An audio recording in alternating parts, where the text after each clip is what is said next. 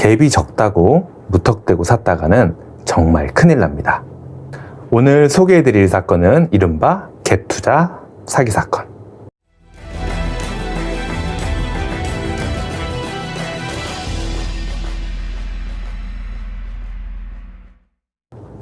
안녕하세요. 좋은 집만 엄선해서 소개해드리는 프로공인 프로하우스 이재훈입니다. 소액 갭 투자 많이들 생각하고 계시죠? 한때는 부동산 투자의 꽃이라고도 불렸던 소액 갭 투자. 실제로 라떼 세대님들께서는 이 방법으로 부를 많이 축적하기도 했습니다. 옛날 갭 투자의 핵심은 최소한의 투자로 미래 가치가 있는 집을 산다는 거에 있었는데요. 요즘 갭 투자도 그럴까요? 결론부터 말씀드리면 갭이 적다고 무턱대고 샀다가는 정말 큰일 납니다. 오늘 소개해드릴 사건은 이른바 갭 투자 사기 사건. 요약해서 말씀드리자면 현금 500만 원으로 재건축이 유력한 집을 살 수 있다고 하는 꼬임에 넘어가 결국 빚만 1억 5천만 원을 지게 된 사건인데요. 그래서 오늘은 특별히 최근에 부동산 갭 투자에 도전하셨다가 빚만 1억 5천을 떠안게 된 41세 부활못 남자 사람님을 모시고 인터뷰를 진행해 보도록 하겠습니다. 안녕하세요. 41세 부활못 남자 사람입니다.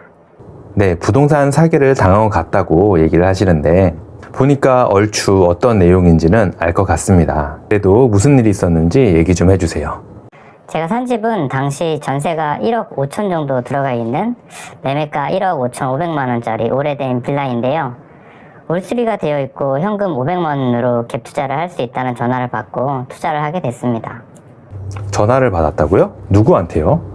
무슨 부동산 연구 소장이라는 사람이었는데 나중에 알고 보니 공인중개사도 아니고 그냥 사기꾼이었더라고요. 저는 솔직히 궁금한 게 10,000원, 20,000원 하는 물건도 아니고 그래도 억 단위를 넘어가는 부동산이잖아요? 이런 거를 어떻게 전화통화로만 구매를 할 수 있는지. 저 같은 경우는 개인 사정상 청약이 어려웠고 아이는 점점 커가는데 모아둔 돈은 부족하고 그래서 여기저기 투자할 곳 찾아보다가 그래도 주변에서 부동산이 가장 안정적이라고 하고 심지어 500만 원만 투자하면 나중에 재건축돼서 집값이 엄청 오를 거라고 하니까 좋은 기회다 싶었죠. 그런데 왜 사기를 당했다고 생각을 하시는 거죠? 처음엔 엄청 좋았죠. 500만 원으로 이게 몇 년 안에 재건축이 되면 최소 5억은 될 거라고 하니까 와, 진짜 이런 게 부동산 투자구나. 다 이렇게 돈 벌고 있는데 진짜 나만 몰랐구나. 이렇게 생각했어요. 근데 2년 지나고 이제 전세 세입자가 나간다고 하더라고요. 그럼 보증금을 돌려줘야 되잖아요. 근데 돈이 없으니까 다음 세입자 들어오면 받아서 주려고 했죠. 다들 그렇게 하잖아요. 그리고 나름 이제 욕심 전 안 부린다고 한 500 정도만 더 올려가지고 여기저기 부동산에 내놨는데 대출 한도가 안 나오는 집이라고 집 빼기가 힘들다고 하는 거예요. 계약은 어디서 하셨는데요? 계약한 부동산에 내놓으시면 되잖아요. 그 소장이란 사람이 데려갔던 부동산은 주인이 바뀌었더라고요. 무튼 그래서 그게 무슨 말이냐 물었더니 그 공동주택 가격 그게 낮아서 전세 대출이 1억 2천까지만 나온다고 하더라고요. 그런데 전세를 찾는 사람들 대부분 전세 대출로 들어오니까 제가 원하는 세입자를 맞추기가 쉽지 않다라는 거였어요. 근데 기존 세입자는 다른 집 계약했다고 전세금 돌려달라고 계속 그러고 돈도 없는데 새로운 세입자는 못 구하고 결국 여기저기 사정해가지고 겨우 빌려서 돌려줬죠.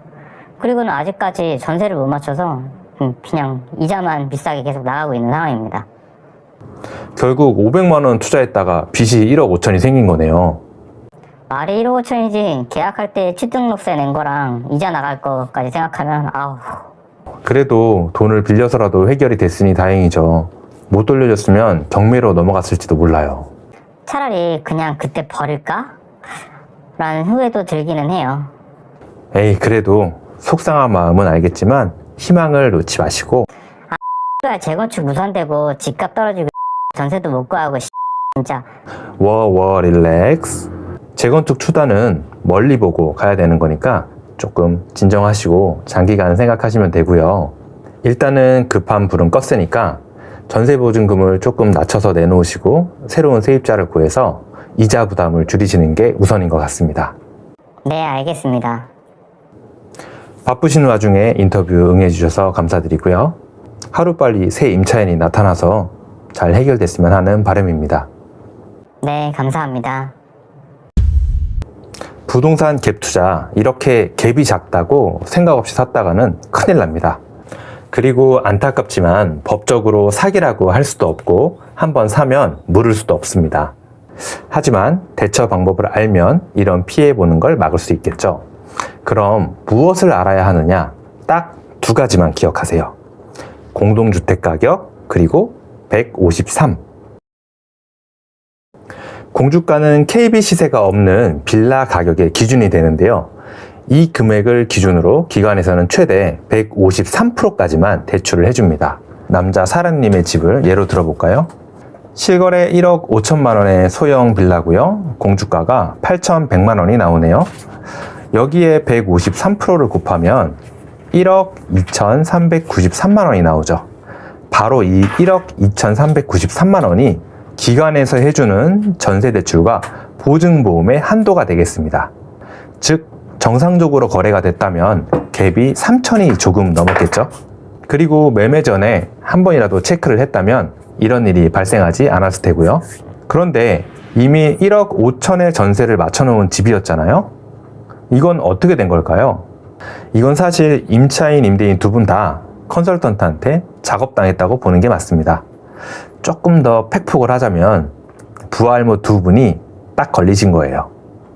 오늘 인터뷰해주신 임대인분이 좋은 분이었기에 망정이지 돈 없다, 배째라, 나몰라라 했다면 임차인분 입장에서는 새로 계약한 집 잔금도 못하고 계약금 뜯기고 아주 난리가 났을 겁니다.